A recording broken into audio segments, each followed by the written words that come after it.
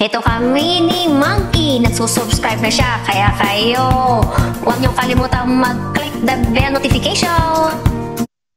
Tara sa ating part 2, naka-smile si Doggy. Sabi niya, come in, pasok lang. Makikita niyo sa loob, ibang mga painting ulit dyan. So malapit dyan yung kainan. Tara dito at tayo mag-post dito sa napakaraming kutsilyo, iba't ibang klaseng kutsilyo. At saglit lang at hindi ko makuha kung paano ako po-position dito, kung paano ba ang maging aura ko dito.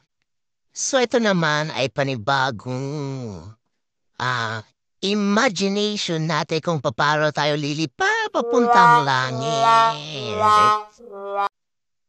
So dito kami ngayon, magpapapicture ulit kami dito sa panibagong view. At ito ay ating mga kapwa Pilipino. Tingin tayo sa taas, may mga magandang lights. Sa gilid, kainan. Habang kumakain ka dyan, maganda ang view. Tingin sa kanan. Diba, bawal ipasok ang sapatos. Tumingin sa itaas, parang may tatlong bituin, mga kumikislap, paiba-ibang kulay. Sa mga gilid, ito ang tanawi, picture-picture kayo. Dito tama-tama yung pang-pictorial mo. Mga wedding, mga birthday, pang-photoshoot. Tara punta tayo sa second floor. Makikita natin itong hagdan, pag inapakan mo, magla-light siya. Para Christmas light. Nag-o-open ang light. Diretso tayo hanggang sa itaas, magla-light pa din. Magandang magdaro dahil pag step mo lang dyan, nagla-light na siya. So dito, kapag wala kang space sa baba, pwede kang kumain dito kasi may mga table siya. Doon sa isa may kwarto. Tapos dito makikita mo yung sa baba, yung view sa yung mga nakasabit na mga light dyan na nag-iiba ang kulay. May violet, may blue.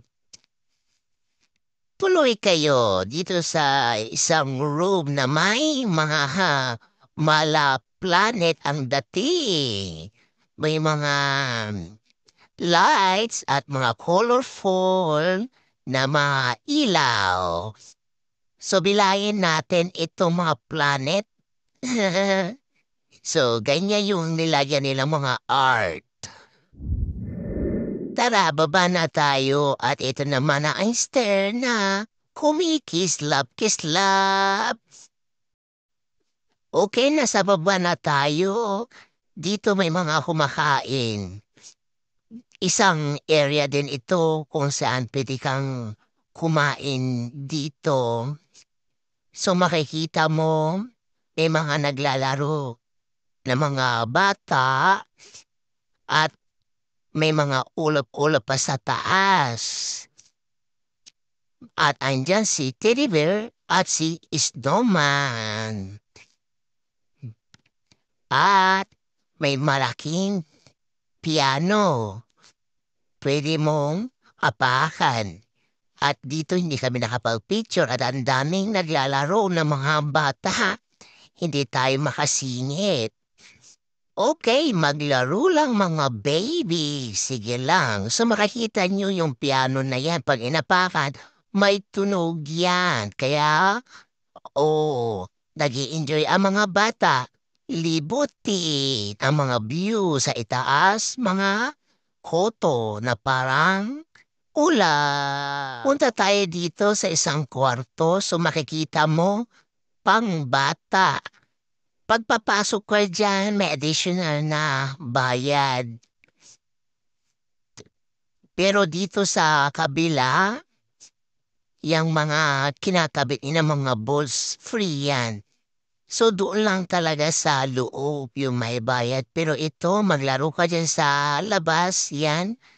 Magpaso-pasal ka o anong gagawin mo dyan, free. At punta tayo doon sa kabilang pinto, palabas na ito. Parang backyard, likuran, ito na pwede maglaro ang mga bata dito. Diyan makikita ninyo o pang bata diyan. Pwede silang maglaro diyan.